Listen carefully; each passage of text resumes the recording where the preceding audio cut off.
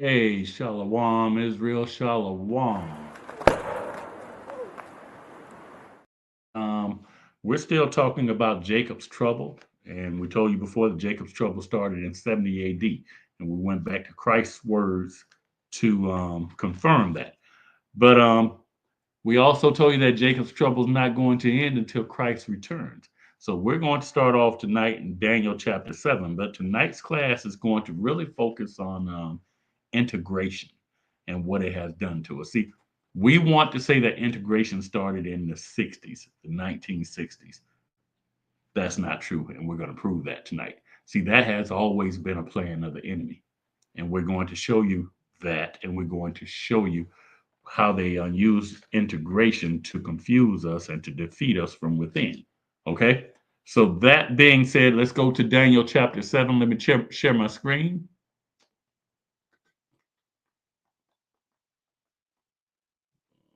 Let's see.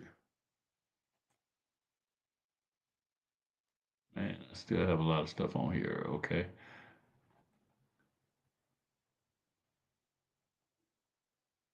All right, we're going to share it this way. And it did not share, I don't think. I think we're sharing. I have a 7-second delay on my other screen. Let me see if it comes up. Okay, go. Okay, we're good. We're good. All right, so I want to go to Daniel 7 and 8. And it reads like this: I considered the horns, and behold, there came up among them another little horn, before whom there were three of the first horns plucked up by the roots. And behold, in this horn were eyes like the eyes of man, and a mouth speaking great things. I want to give all honor, glory, and praise to Yahweh, Bahashem, Hamashiach, Yahweh Shah. Now, we've explained this verse before, and this dealing with Rome, and Rome had 10 horns. Well, there was another little horn that came up, and he plucked three of the horns up by the root. And we told you that was Great Britain in the Revolutionary War. We told you it was France in the French and Indian War, and we told you it was Spain in the Spanish American War. Okay, and in the Spanish American War, that's when we got all the islands and things like that. All right. So, not going to go back over that tonight. We have six previous episodes of Jacob's Trouble.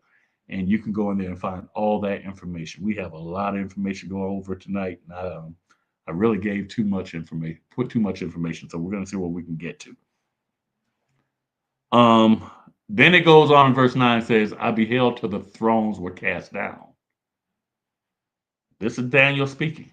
So, the thrones were cast down in his vision. And the Ancient of Days did sit, whose garment was white as snow, and the hair of his head like the pure wool, just like it says in Revelation. See, our God, he's a man of color. He's what they would call today a black man.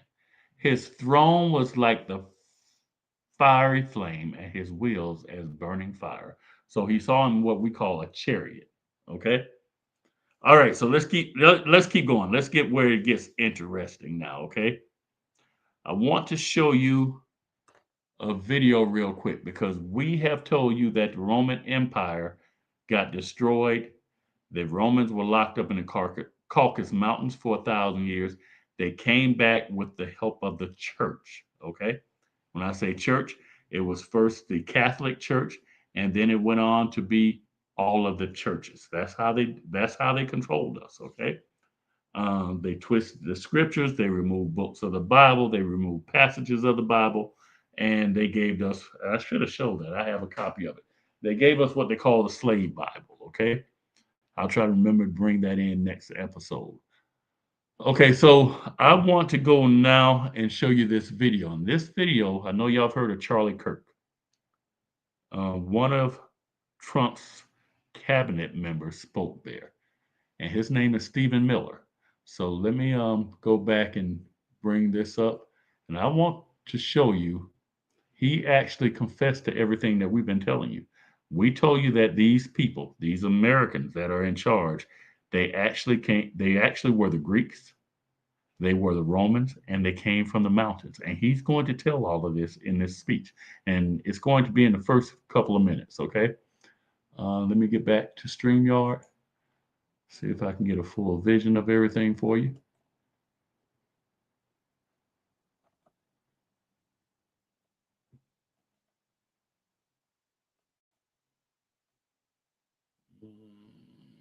Let's see. We want to go to Stephen Miller, share. All right, let's see if we can do this real quick. Okay, we're going to start at on the 31st second of this video. And our enemies cannot comprehend our strength, our determination, our resolve, our passion. Our lineage and our legacy hails back to Athens, to Rome, to Philadelphia, to Monticello.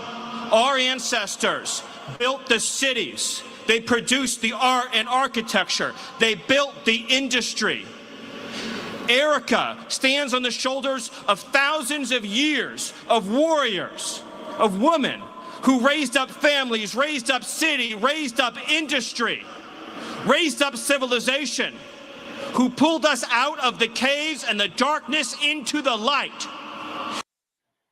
Okay, that's what I wanted you to get. Okay, so he said that they started in Athens, which is Greece, is what we showed you from the very beginning.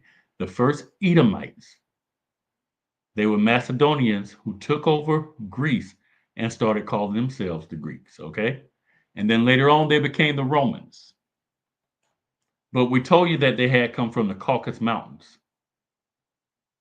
But before then, they came from Mount Seir, and he told you that they came from the caves. See, he said our lineage is, and this is the Trump administration. See, we didn't make any of this up. And now, as it says in Psalms, their tongues are falling down on them, which means that they are actually confessing the things that are true. All right? So that being the case, I want to get you some more stuff. Let's stop the screen sharing on that. We're going to go now to Revelation 16.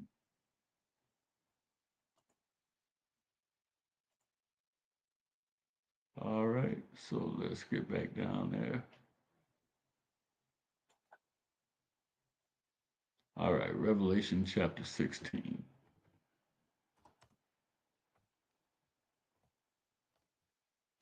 We're going to go to verse 13. And we're going to get to the point where we're going to actually be talking about integration. But I need to remind you who these people are. And then we're going to talk about integration.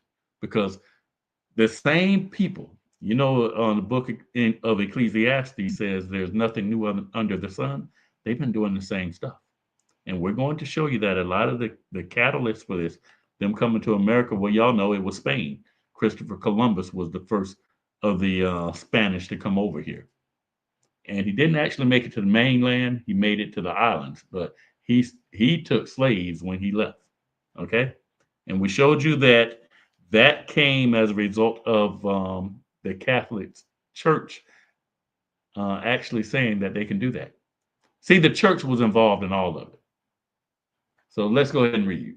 Revelation 16, verse 13. It says, and I saw three unclean spirits. You see that? Three. Keep that number in mind because I'm about to show you something. It says, and I saw three unclean spirits like frogs come out of the mouth of the dragon. What do frogs do? They leap. They land on stuff. A lot of them are sticky and they stick to it, okay? So three unclean spirits like frogs came out of the mouth of the dragon. What did we show you the dragon was? The dragon is actually Rome, okay? Let me pull that up real quick if I can. I wonder, can y'all see this yet? I'll tell you what, we'll go ahead and finish these verses and I'll show that to you. So let's read that again. Revelation 16 and 13. And I saw three unclean spirits like frogs come out of the mouth of the dragon and out of the mouth of the beast. We've been reading about the beast. There were four beasts, the last one being Rome. And Rome came back as 10 kingdoms. And then after that, Rome came back as one little horn. Okay? But those 10 kingdoms ruled by giving their power to one. That one was the church. Okay? So let's read that again. Revelation 16:13. I saw three unclean spirits like frogs come out of the mouth of the dragon, and out of the mouth of the beast, and out of the mouth of the false prophet. Who? Those are your pastors. That's the Pope. Those are your bishops. You see what I'm saying? We know the beast. Those are the nations that have ruled over us. Okay? The beast is a whole system, but right now the beast is America.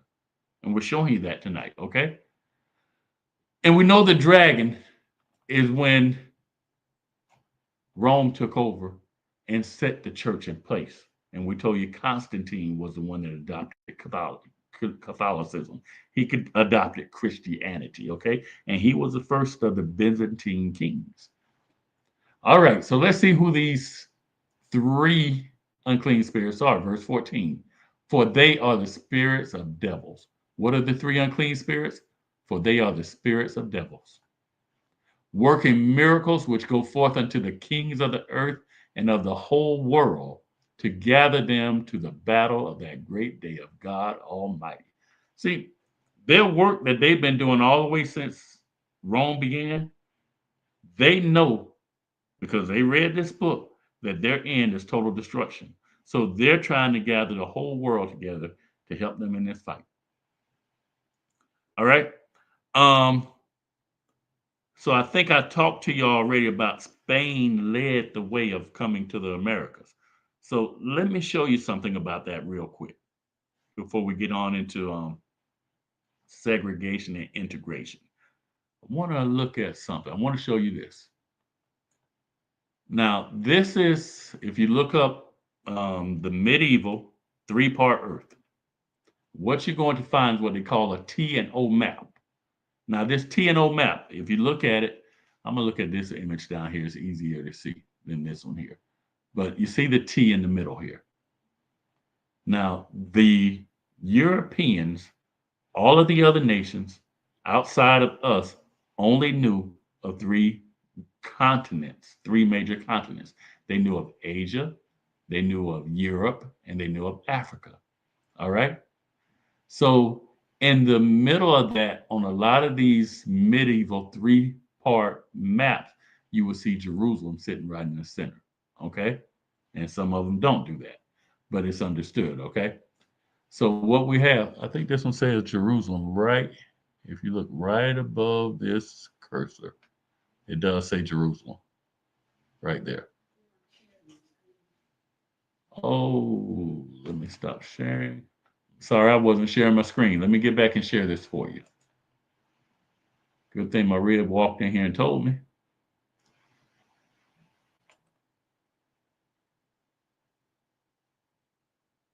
All right, we're going to share the screen again. And we're going to go to medieval three-part map, three-part Earth.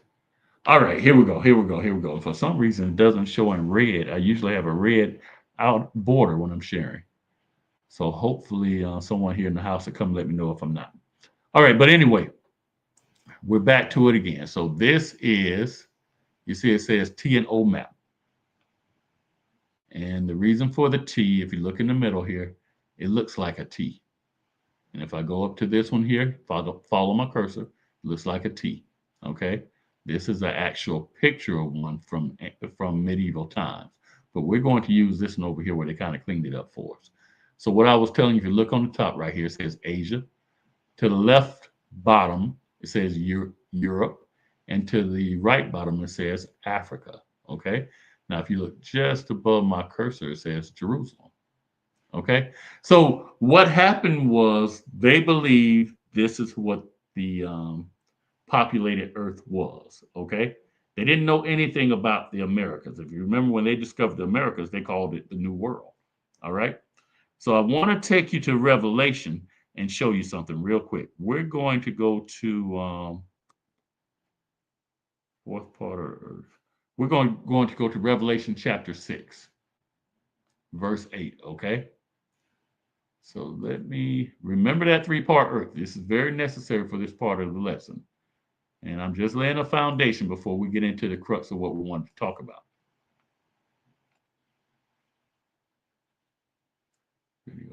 I'll share screen.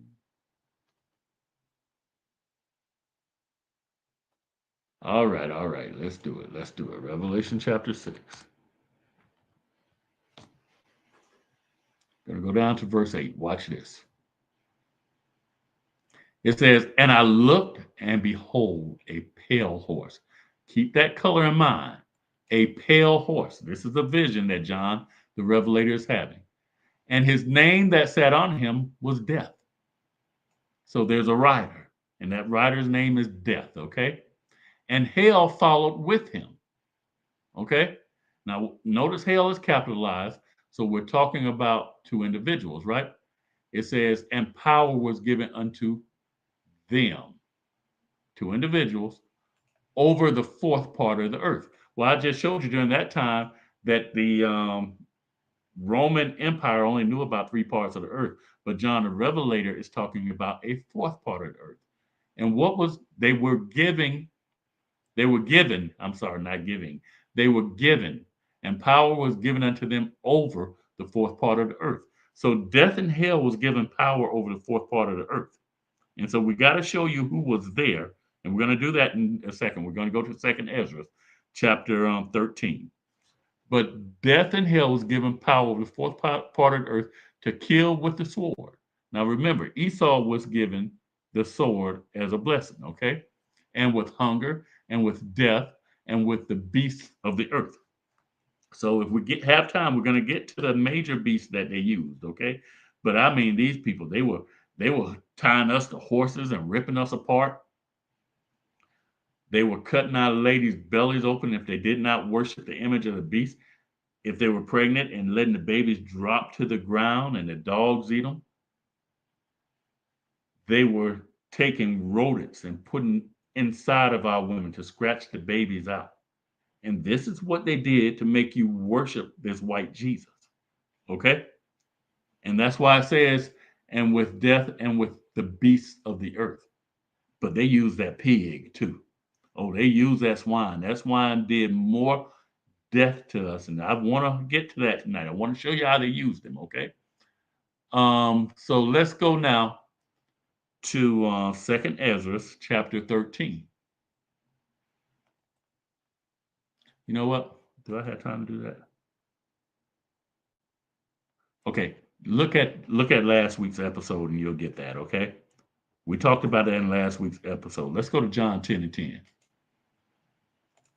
I don't want to run out of time. If we have time, someone remind me in the chat, then I'll go back to that, okay? I think we're still sharing our screen. Let's see if we can get it back up. All right, so let's go to John 10 and 10. We just showed you about the enemy. Let's see what Christ has to say about him.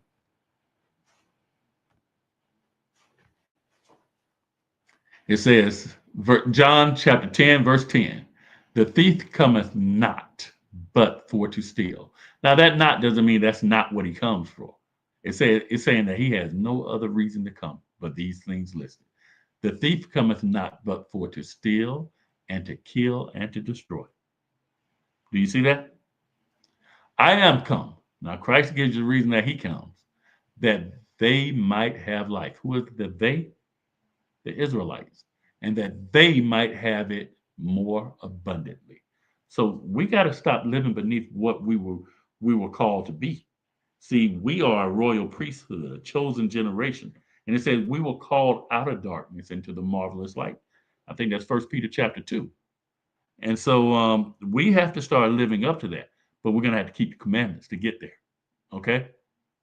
You got to ignore what the church has told you, and that we're no longer under the commandments. Yeah, we're under the law. But we keep that law through the Spirit of the Most High. You see what I'm saying?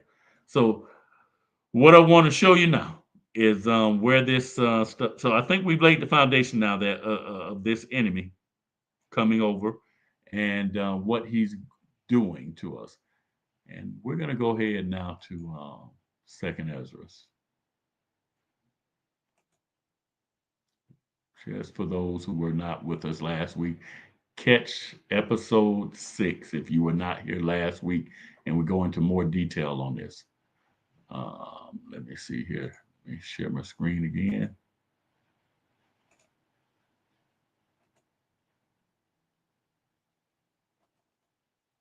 Now, for y'all, those of y'all who don't know, Second Ezra is one of the books of the Apocrypha. This is one of the ways that the church deceived us. They removed 14 books. See, when the Bible was translated into English, authorized by King James, there were 80 books. 14 of them were removed during the time of slavery here in the Americas, okay? So we have those books. We use them. They are canon, and we've learned a lot from them. So we're going to go to Second Ezra. And Ezra is just a Greek way of saying Ezra. He's the same one who wrote Ezra in the 66 books, okay? We're going to go to chapter 13. We're just going to breeze through this. We're not going to break it down a whole lot, okay? We're going to verse 40. That's where we're going to start.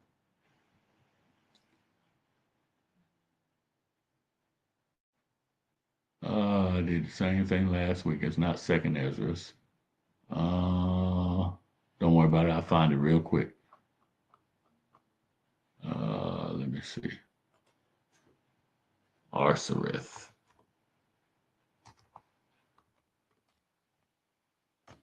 Take me but a second. I thought that's how it's spelled. Okay, well, we're not going to spend a whole lot of time on it. You're going to have to look at episode 6 and get the information. But basically, it shows that the Israelites were the first ones to occupy the Americas, okay? I got to think of where that verse is. Thought it was for sure it was. Well, we're not going to spend a lot of time on it. Let's go to now. Got something. Let me share the screen. We're going to show you something about Alexander the Great. Now, we're getting ready to talk about segregation. We're going to talk about integration. And we have to figure out, what did the Lord want of us? What does he want of us? And where did the opposite come from? So let's get back to sharing our screen. And we're going back to Alexander the Great, because I tell you, he was the first Edomite king to rule the world. So let's see what Alexander the Great did here.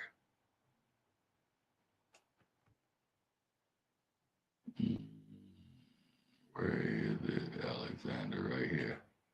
All right, let's share this. All right, so Alexander the Great, you remember he went around the world conquering. He ruled for 12 years and then he died. But when Alexander conquered, there's something that he did. Watch this. It says Alexander's army's mass weddings history. Mass weddings. Okay? The mass weddings of Alexander the Great's army, known as the Susa weddings, were a significant event in ancient history. Held in 324 BCE, so that's before Christ, these weddings aimed to blend Greek and Persian cultures and secure loyalty among Alexander's diverse subjects. The event involved approximately 80 to 100 weddings, where Macedonian officers married Persian noblewomen. Now you got to remember, Alexander comes from Macedonia, okay? So he's taking Edomites and he's marrying them to the Persians. He defeated the Persians. The Persians were in power. They ruled the world when Alexander came on the scene, okay? So now what he does is he takes his men and he marries them to the Persian women. Now, if you look at Numbers 1 and 18, whatever your father is, that's what you are. So these children could come out looking like the Persians, but they're truly Edomites. All right? Let's read that again. Let's start where right here where it says, where Macedonian officers married Persian noblewomen, symbolizing the unification of the two cultures under Alexander's rule. The weddings were lavishly arranged, reflecting the grandeur of Alexander's empire, and were intended to solidify the loyalty of both Macedonian, and Persian subjects. However, the long-term success of this policy was mixed, as many other marriages ended in divorce, and the legacy of these unions was not preserved after Alexander's death.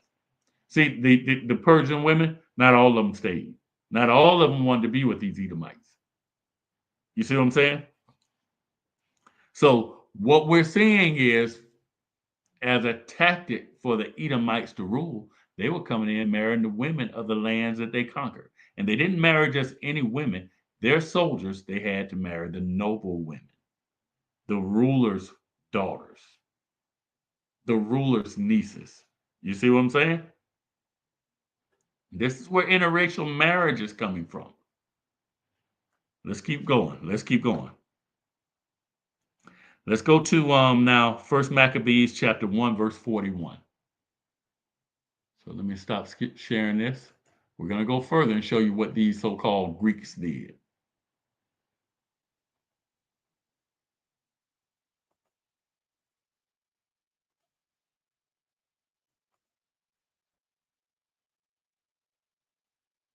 First Maccabees. I hope I will share my screen on that. I'm not sure.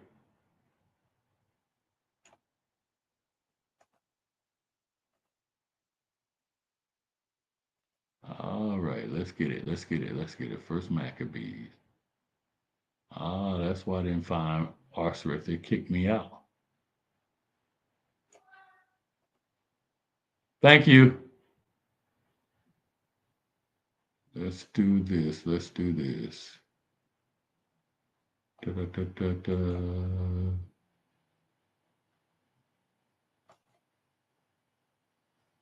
Think we can get there now. Let's see.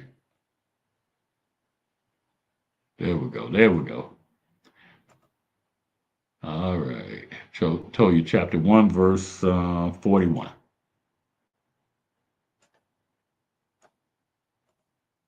All right, let's get it. Let's get it. Let's get it.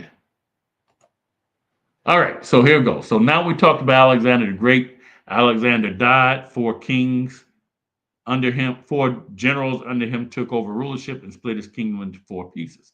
Those generals had children, and their children ruled.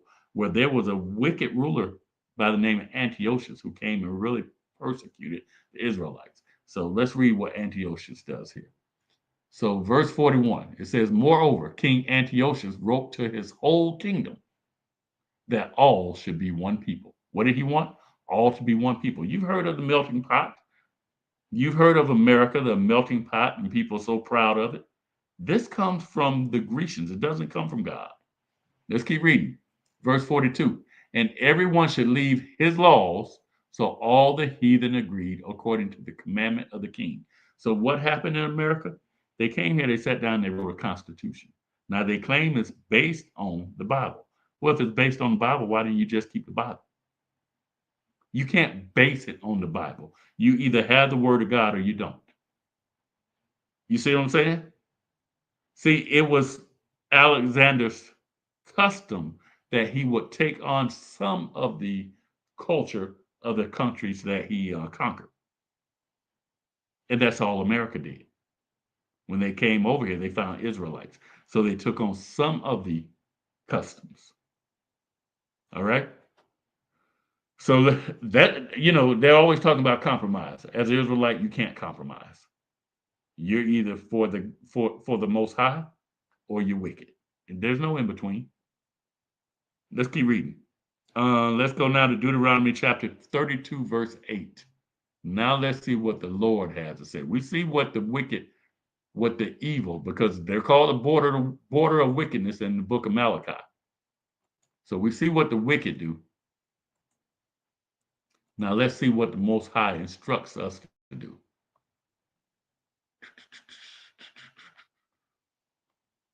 We were in John before. Let's get back in there. Okay.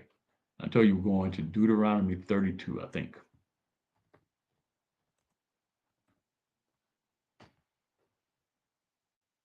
And let's go down to verse 8. So Antiochus wanted everybody to become one people. Let's see what the Most High wants. Verse 8, when the Most High divided to the nations their inheritance. So each nation got their own land, right? When he separated the sons of Adam, what did he do? The Most High separated the sons of Adam. So we're not supposed to put back together what God separates. Watch this. He set the bounds of the people according to the number of the children of Israel. See, we were always intended to rule over them. Their bounds are set according to us. See, we're going to be assigned when we get in the kingdom. Those of us that make it, we're going to be assigned different areas of rulership. Let's further this thought process. Let's go back to the Apocrypha. Going back to Second Ezra, okay? So we've established that the Most High separated the people. We're going to talk about marriage in a second too.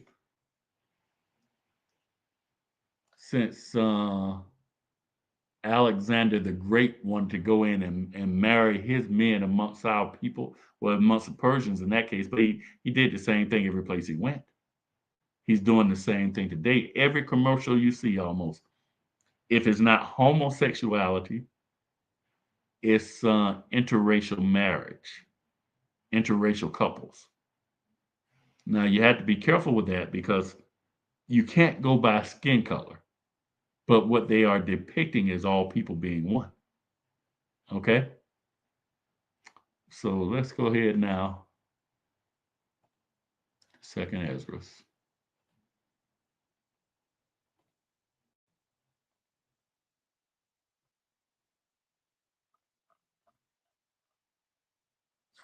What do I want to go? Second Ezra, chapter 6.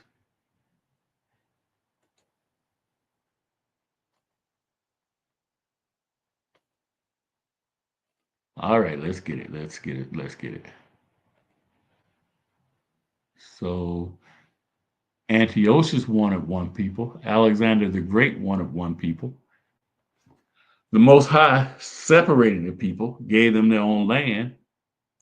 And so let's see now how this works out. Let's go to verse 56.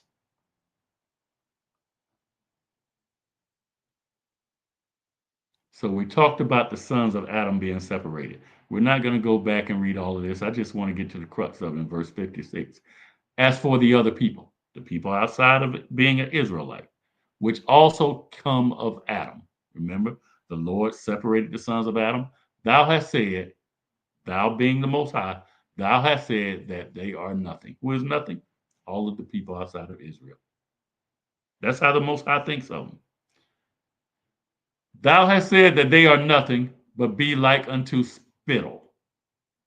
Now, look, so you're talking to your brother or your sister, you laugh and some spit comes out of your mouth. You apologize. Why? Because something that's worthless, something that carries bacteria, something that could transmit disease, that's what you got onto your brother or sister. So you apologize. And once you apologize, then they feel okay to wipe it off. You see what I'm saying? That's what the Most High thinks of these other nations. But be like unto spittle, and has likened the abundance of them unto a drop that falleth from a vessel. So if I'm drinking this coffee and a drop falls out, I haven't lost anything. That's how worthless they are to the Most High. He only loves Israel. He only loves Israel. Okay? So that was one of the hardest concepts for me to get when I came into the truth, because the church had told us that God loves everyone. But if God loves everyone, how come he said he hates Esau? So you can't get around it. Malachi chapter 1, he hates Esau. Romans 9 and 13, he reiterates that he hates Esau. In these scriptures right here, he doesn't, in 2nd Ezra chapter 16, 2nd Ezra chapter 6, verse 56, he doesn't say he hates the other nations. He says he doesn't care anything about them. I'm just trying to lay it out for you. Okay, we're going to go now to Nehemiah, okay? We need to talk about marriage real quick. Because what I'm trying to show you is that the intermingling doesn't come from God. separatism. We have a God who is a separatist. He says, come from amongst them and be ye separate. That's in 2 Corinthians. You got to stop believing your pastors. They're a liar. Ain't no truth in them. Second Ezra, that's why I got to stop sharing the screen. You have to read this book for yourself and to get around like-minded people. Where was I going? Nehemiah. I said second Ezra. I'm going to Nehemiah. I'm going to Nehemiah chapter 13. Watch this. We're not going to go through the list of all the nations and all that. We're getting to the crux of what the Most High had to say. Now, if he says he doesn't care about these people, and there's one nation that he absolutely hates, why would you be intermarrying with them? Let's go to verse 27. Watch this. Watch this.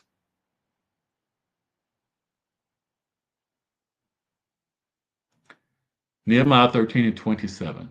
Shall we then hearken unto you to do all this great evil? What evil are the people talking about? Let's read that again. Shall we then hearken unto you to do all this great evil? To transgress against our God? Transgress, that means to sin. So should we listen to you and sin against our God? Well, what would be the sin? Watch this. Last 4 words of this verse: in marrying strange wives. That's a sin. You can't get around it. Mark that one down and go to it. Every time you think about, women call it swirling, men just chasing tail. Well, if you chase tail, chase some Israelite tail. And marry those women. Take care of them. Raise children. Build houses. Grow gardens. Where do I want to go now?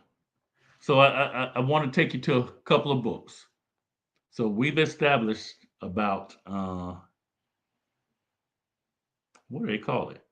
We have segregation and integration. We have established integration is wrong. And what I want to do now is show you what happens every time we come together. Okay? We can't come together. Esau rules the world right now. Esau does not love you. So let's look at some stuff. Trying to see. Let me stop sharing the screen again. And let's go to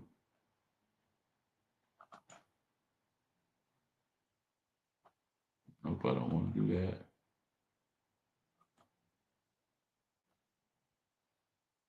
I showed you the medieval 3-part earth. I showed you Alexander's army. Oh, let me show you this right quick.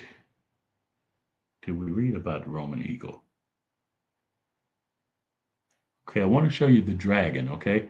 We were in Revelation chapter 16, and we talked about the dragon, the beast, and the false prophet. And I told you the dragon was wrong. The beast is pretty much a mindset to rule over Israel. And you'll see it all the way back in Daniel 7. Each one of these beast nations that got in power, they came and they took the Israelites captive. Now, that was because of our wickedness, and the Lord allowed that to happen. Okay? And I told you that the false prophet, chief amongst them would be, well, I didn't tell you this, but chief amongst them would be Christianity and Islam. If you go into Deuteronomy 28, it talks about how you're going to worship gods that you did not know. It said gods of wood and gods of stone. See, the God of wood, that's that cross. That's that Christianity, how they use the cross. You know what I'm saying? The God of stone, that's Islam. See, Mecca was one of the biggest slave ports ever. And what they used to do with us there, when we came out, they would make us kiss that cobblestone. We had to bow down and kiss the cobblestone, just like the Christians had us to bow down and kiss that cross. So, you know, this dragon of Rome, it started a whole lot of stuff for us. So let's look at old Draco here. Now look at this. Now, I talked to you before about how the cavalry used to carry this thing. And if you look at this first picture on the top left, you see that they're carrying it and the mouth is open. And so wind could actually come in. So you're hearing those horses stomping coming at you. You hear wind coming in and it whistles coming out the back. So this was to put fear in you. And that's why in the book of Revelation talks so much about the dragon, okay? But that's old Draco right there, the Roman Draco. See right there, gold head? All right, all right. I want you to see that because the Bible talks a lot about the dragon.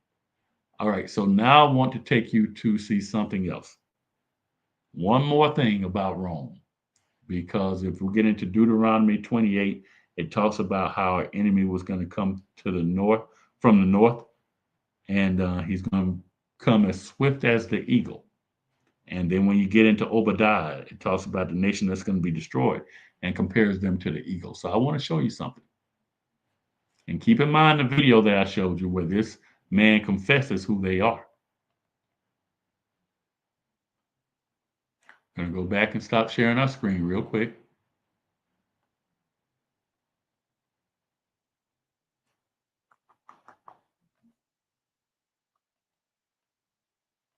All right, now we're going to show you this eagle.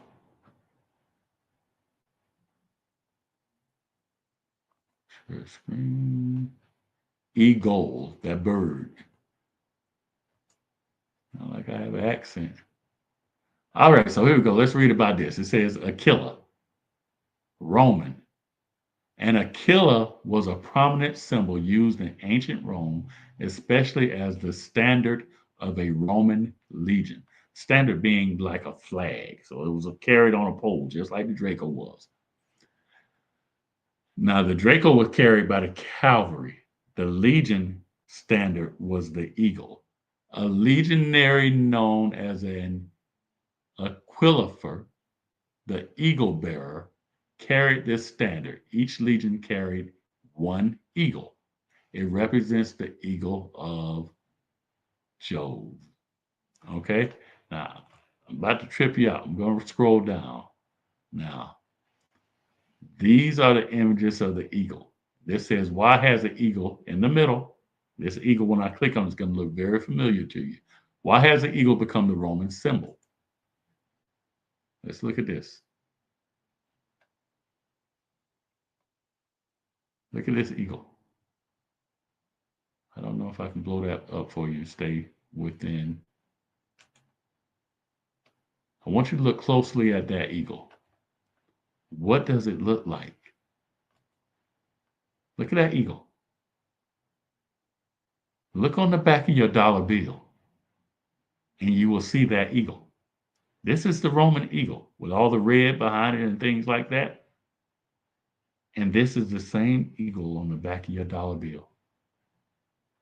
See, America is Rome. Let's back out of this real quick.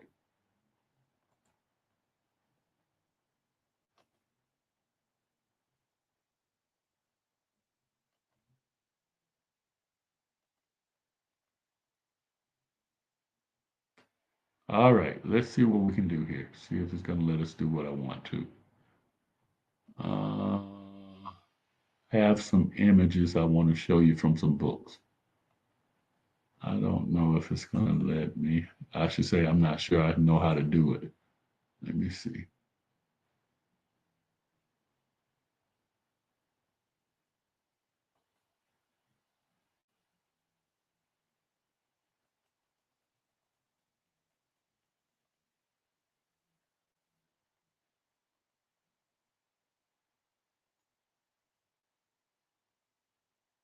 I wanted to show you something else.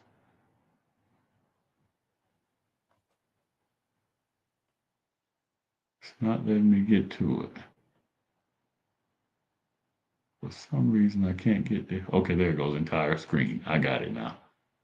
All right, all right, all right. Now we're in business. Now we're in business. Let me make sure it's showing up on my screen. Like I said, I have a 7-second delay.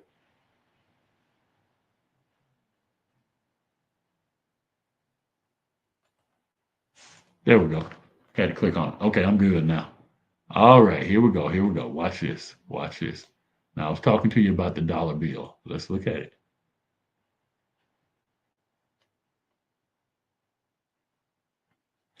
So, look, I was going to draw this up, and the Lord's just good. I was out there on Facebook. Somebody already had this, so I just took a screenshot of it. But if you look right here on the left, it says first captivity. Remember, we built pyramids in Egypt. We built pyramids here in the U.S. But right now, we're talking about this eagle to the right. And this person had put on here last captivity, which is correct. That's what Daniel chapter 7 has. Now, you remember with Egypt, it did not say that Egypt was a beast. What Egypt represented was slavery to us, right? The word Egypt means captivity or bondage. So, what it's saying here, what Esau is depicting is that he was going to enslave the Israelites in as the Roman eagle. America is that eagle. You see what I'm saying? So that being said, let me close that out. Now we're going to get into some of this reading that I want to do. Let me get my book out because I can't see all of this. All right, we're going to go into this book right here, and we're not going to do a whole lot because there's a lot of information. This book says the history of the Jews of Spain and Portugal from the earliest times to their final expulsion. Look at that. The Jews, and if I were to go into it, I'm not going into it tonight. The Jews and the Moors they were expelled from Portugal and Spain. All right. So just want to see the title of that book. You see the author. Just want to give credit. And now I want to go in here and show you the copyright of this book. All right, so this is just inside the cover. And if you look down here in red, I wrote it out. There's a Roman numeral here.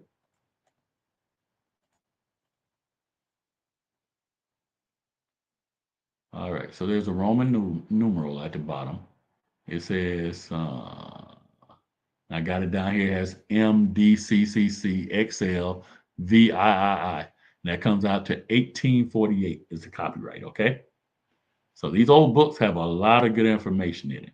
So now let's get to, I think it's page 6 where I want to start. Let me check. Let me check. I'll put some notes down here for this book so we can get to what we wanted to real quick. Page 6 is going to spell out a few things for you. It should be page 6. Oh, yeah, this is page 6. Let's see. Can we expand this some? 75%? We don't want to go that big. Let's do this again.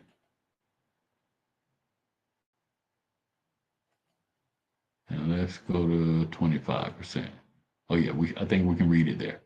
All right, so you notice I put right here 70 AD out to the side, and it says, this is page 6 of the book that I just showed you, The History of the Jews of Spain and Portugal. And it reads like this. It says, later writers assume the great influx to have taken place after the destruction of the Second Temple. See, the Second Temple, the destruction of the Second Temple, that's talking about 70 AD, which Christ talked about in the book of Matthew and the book of Luke, okay? One says, after Titus, the son of Vespasian, subjected Judea, many of those that could escape from the swords of the Roman legions, we read about the Roman legions, or the flames that reduced the beautiful Jerusalem to ashes, fled seeking asylum, some in the east, some in Babylon, and some in Egypt. Egypt being Africa. Now, look, we didn't just run to one place. Christ told us to flee to the mountains. Mountains don't just mean the landmass. Mountains can mean nations, okay? So you see, that's exactly what we did. And the families of the greatest consideration were brought to Spain, among whom were the remnants of Benjamin and Judah, descendants of the house of David. So a lot of us were taken captive and taken to Spain, okay? Let's keep reading. We go down to the bottom here, and it says, I'm actually going to pull the book out so I can see page 6, and I'll read it to you. I have the physical copy in my hand. And if you look at the next paragraph, it says, at this period, many went to Merida, for the historian of that city states that they always made their residence in the best towns of the state, and from the general endeavors to assist each other.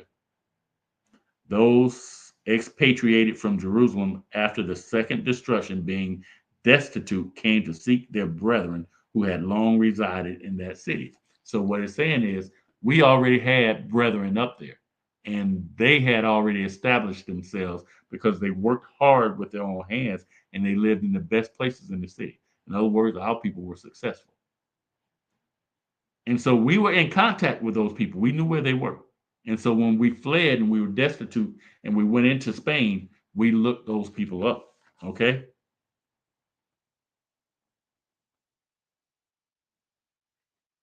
And if you look at the next paragraph, it says that this happened that there were many of us up there 65 years before the Christian era. Okay. So before Christianity existed, we were there. All right. So now I want to take you to, and what I'm showing you is we're mingling because I'm getting ready to show you what happens after we get into these places. And we ran to get away from these Romans, but we ran to the Romans. And if you didn't understand what the 10 horns were, you didn't realize you did that. Okay, we didn't all go to Africa. All right, so let's close this out real quick, and let's go to what page is this? Page 21. Yeah, that's a good one. I want to hit 13 and 21, but we got 21 up, so let's get it. Let's get it. All right. And you could probably see it without me even expanding it, but I'm going to go ahead and expand it a little bit. And right here where I have it underlined. As the new king was obliged to take the prescribed oath and to order all unconverted Jews to be expelled from the kingdom, the decree was rigidly executed. Some went to Africa. And see, this was around the year, if you look down here, 680. Okay? So we're still going into Africa. We're leaving Europe, going into Africa. And you might remember in the book of Acts, Aquila and Priscilla come from Rome because Jews were expelled from Rome. So the same thing that they were doing back there as Romans, they did later as Spaniards. They were the same people. We didn't necessarily know that. You see what I'm saying? Now we have our brothers from south of the Rio Grande being shipped out of here and taken to, they're telling us South America. We don't know where they're taking them. Do you see what I'm saying? Same thing's happening. Let's go now to, I think it's going to be page 13. Let's see.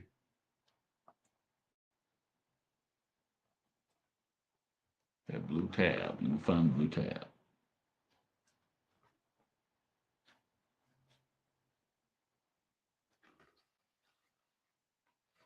Well, let me expand it. Oh, okay. I want to stay in 22.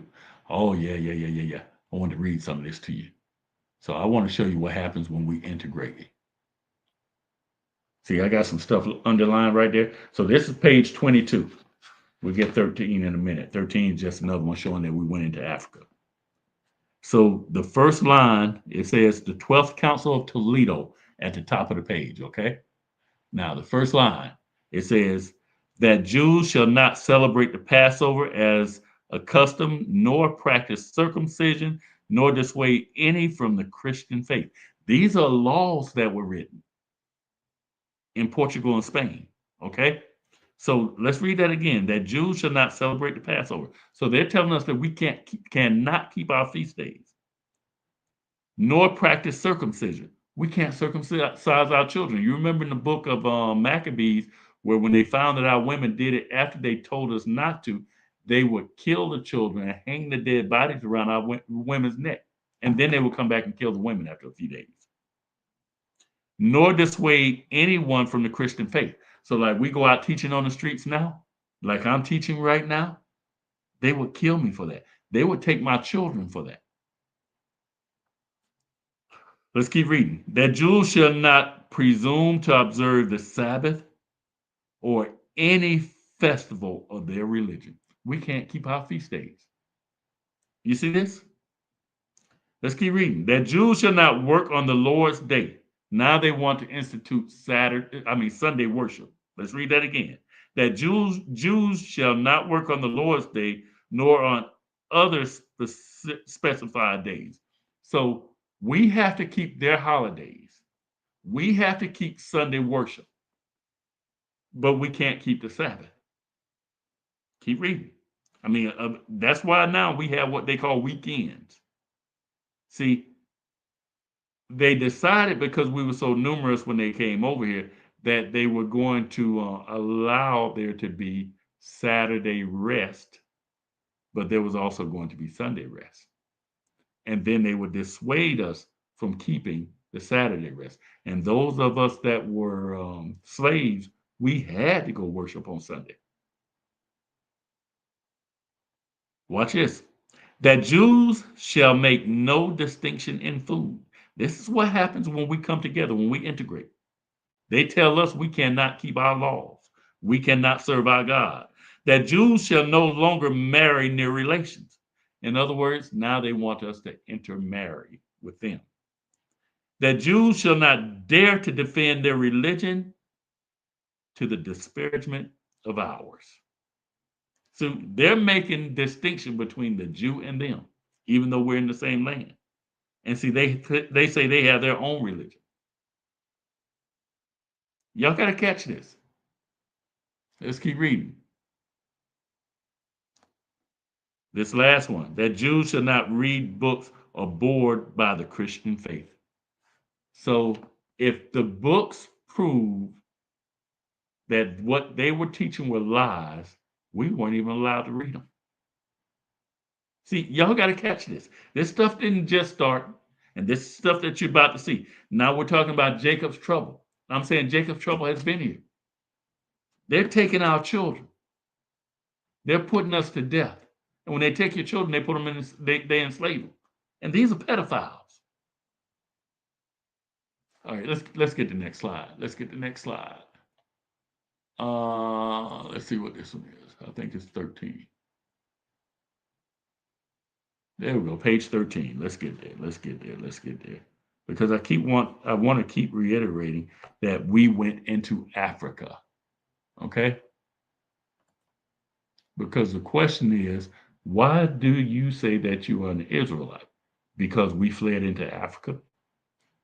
And Joel chapter 3, verse 4 and 5 tells us that the Africans and the Arabs were selling us to the white man.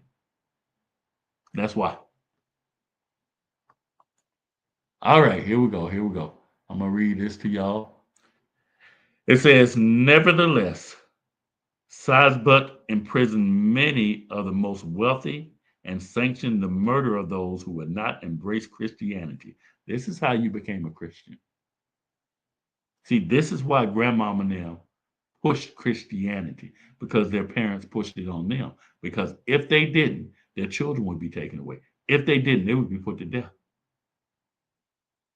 Let's read that again. Nevertheless, Sisbut imprisoned many of the most wealthy and sanctioned the murder of those who would not embrace Christianity. So what it's telling you is there were many of us who did not go for it, even to the point of death. Keep reading. Numbers abandoned all they possessed to preserve their faith. Numbers means there was the majority of us. We left everything we had to keep serving the Most High and immigrated to that part of Gaul occupied by the Franks. Now, see, I showed you that the Franks were also part of the 10 horns. So we're running, but we're still running to Rome and don't realize it. You see what's going on here? The only place we kind of had rest, supposedly, was in Africa. But that was only after we established kingdoms and you had to get past the Arabs. And then once we got into our kingdoms that we had in West Africa, the problem was we intermarried. And what were these heathens doing? Taking our children and putting them on boats. shipping them over here to America, shipping them to Europe. See, this is why you can't intermarry. You can't trust these people. And immigrated to that part of Gaul occupied by the Franks. Others passed over to Africa. Okay? We kept going to lands that were actually the Roman. Once the Romans came out of the Caucasus Mountains, they were calling themselves things that we didn't realize who they were. They even started speaking different languages. They split up by different tribes. And when I say tribes, I don't mean their original tribes. Okay?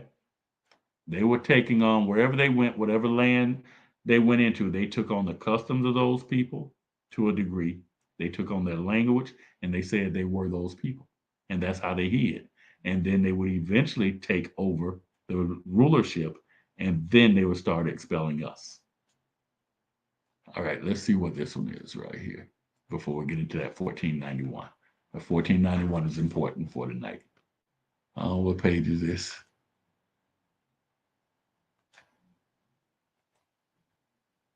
Let's see what we got here. This is page 11, looks like. All right, let's see if I can see this. Okay, I got it on page 11. Oh, this is what I want you to see on here. Look at the center of the page. You see it says Roman eagles? I want you to see that because in Deuteronomy and Obadiah, it talks about the eagle. It compares the Idumea or Esau to the eagle in Obadiah that's going to be destroyed. In Deuteronomy, when it talks about our enemy that was going to come against us and not esteem our old highly, not esteem our women highly, and that ended up taking us into captivity, that enemy was caught. It said that they came as swift as eagles. Okay. And right down here, I just want to show you that and we're not going to do it tonight, but I can show you over and over where the Jews and the Moors are listed together. We got expelled together. The Moors came up, and when they took power, they liberated us. Those were our people, okay? It says right here, as we learn, they returned to Judaism on the Moors conquering the islands. So when the Moors came in, we were able to practice serving our God again, okay? Because those were our people. They came in to liberate us. All right, so let's get to a different book. What time do we have? 9:03. Hey, this is not going to take long. Going a little bit over an hour, but this is not going to take long, okay? This next book is called 1491. It's really a play on words. Charles C. Mann is the author. It's really a play on words because it's telling you leading up to 1492 when Christopher Columbus came over here. And there's something else that happened in 1492. All of the Jews were expelled from Spain in 1492. That's why we didn't mind getting on those ships and coming over here with Christopher Columbus. But Charles Mann wrote this book. And I just want to show you something in here. We're going to go to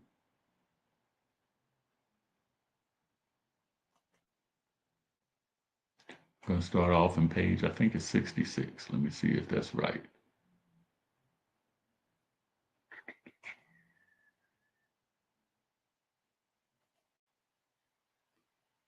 Some page, no. Oh, I'm way off. 108. 108. Okay, I'm going to read this to you. I know you can't see it good. All right. So where I first underlined right here, this is talking about a conquistador named De Soto, okay? It says, after De Soto left, no Europeans visited this part of the Mississippi Valley for more than a century. Okay, let me explain to you what's going on. I don't want to read all the way up.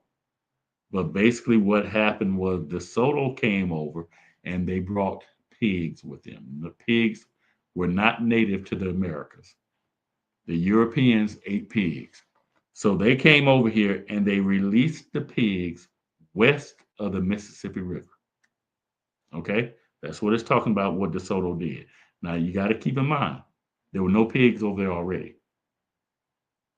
And the Most High told us that this animal is unclean to us. And he said, don't even touch the dead carcass.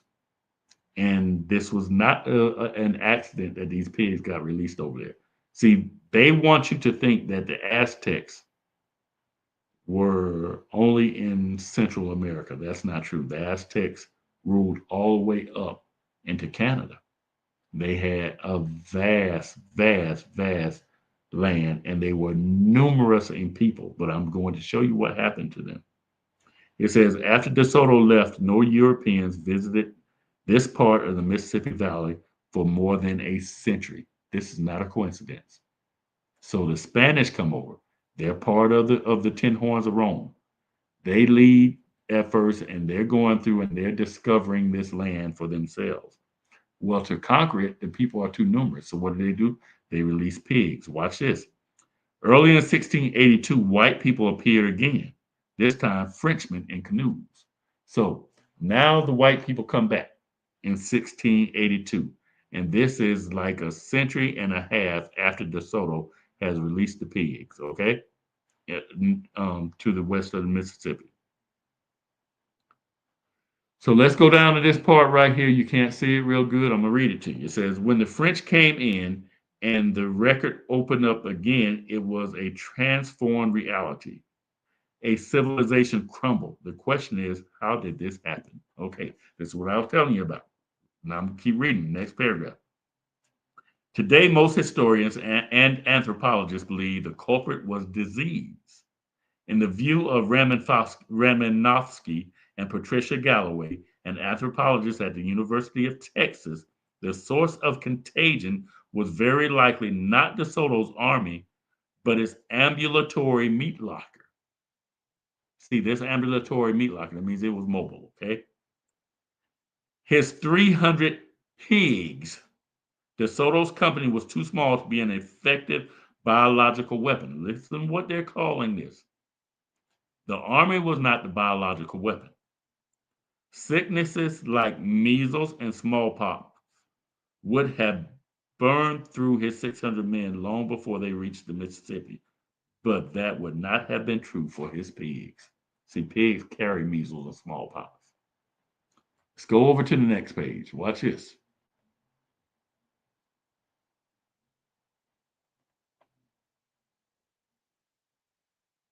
Go ahead and expand this super can. All right, that should help you see it. So watch this right here, where I have it underlined. When humans and domesticated animals share quarters, they are constantly exposed to each other's microbes. Other time, Over time, mutation lets animal diseases jump to people. Avian influenza becomes human influenza. Talking about the flu. This is where we got the flu from. Okay? Bovine rinderpest becomes human measles. This is where we got measles from. Horsepox becomes human smallpox. We got smallpox from pig. They set the pig out there on purpose. They also gave us blankets with smallpox in it so that we take it back to our cities and expose our people to it. Whole cities, whole empires were destroyed by disease. This is how they conquered us. Let's keep reading right here. By contrast, swine, mainstays of European agriculture. See, they were used to the swine. A pig was a mainstay of their agriculture. This is what they ate. Let's keep reading. By contrast, swine, mainstays of European agriculture, transmit anthrax, brucellosis, leptospirosis, trichinosis, and tuberculosis. See, TBs come from pigs. Pigs breed exuberantly and can pass diseases to deer and turkeys. See, you think when you're eating out there and you say, we're going to go out to the wild, we're going to get us some clean animals. They're not clean anymore. See, the Romans, the Americans, they have polluted even our wild animals by setting this giant rodent loose in our forests. All right, let's read that again. Pigs breed exuberantly and can pass diseases to deer and turkeys, which then can infect people. See, when you eat this stuff, Only a few of DeSoto's pigs would have had to wander off to contaminate the forest. It didn't even take the full 300, just a few of them. Can contaminate an entire forest. And if I were to read further in this, it would tell you that the defeat of nations was usually not due to the skills of the generals, as they would have you believe, but it was due to diseases. Okay. Let me see. Oh, I know what. I want to show you something. Got to show you one last thing. So I'm showing you a wild boar right here. And underneath this wild boar, this is the type of brushes we used to wear our hair short and we wanted waves, and we would look for boar bristle brushes. And you got to be careful of these when you go into a store. When you go into the store into the so-called African American section, look on the brush. If it says boar bristle, stay away from it. Remember, you're not supposed to touch the dead carcass of this animal. See, they're doing everything they can to put disease into your home. See, the flu that you saw in there, influenza, that includes COVID and all of it.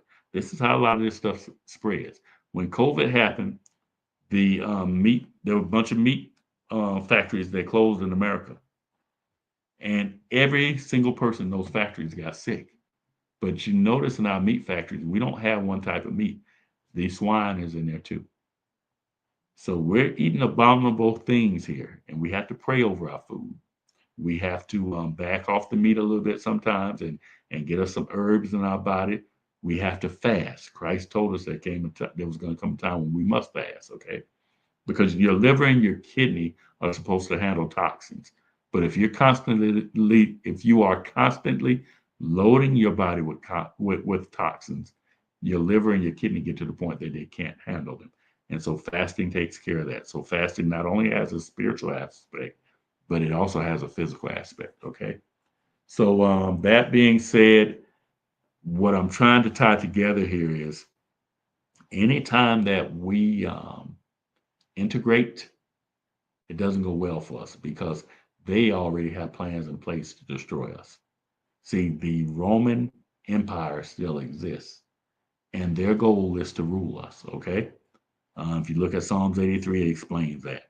But their goal is to rule us. And if you want to ever prosper, you have to separate. Now, we're not going to fully prosper. We're in this captivity, and we're going to be in this captivity until Christ returns.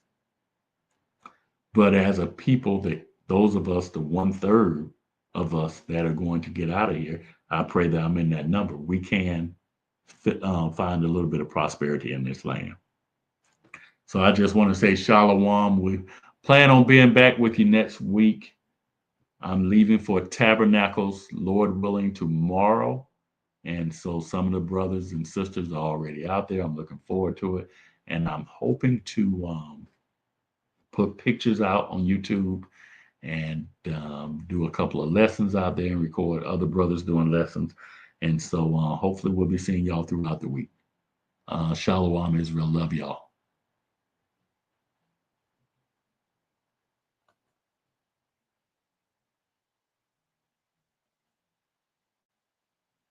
Trying to get out of here.